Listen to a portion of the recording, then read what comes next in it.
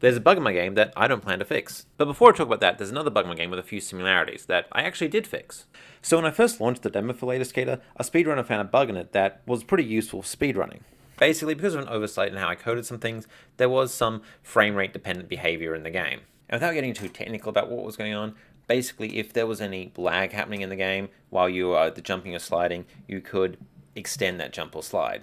And triggering that lag was pretty easy to do. All you had to do was take a screenshot. And what that meant is that the optimal path through the early demo was to basically just spam print screen.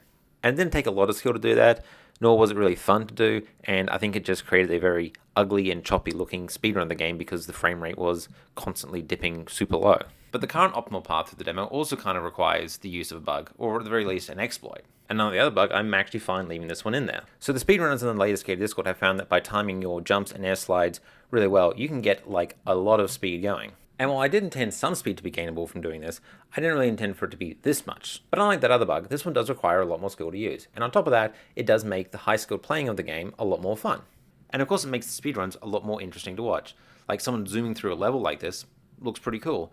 Definitely a lot cooler than the slideshow that it was before. See, devs can have a lot of different approaches to how they treat fixing bugs that are being used by speedrunners.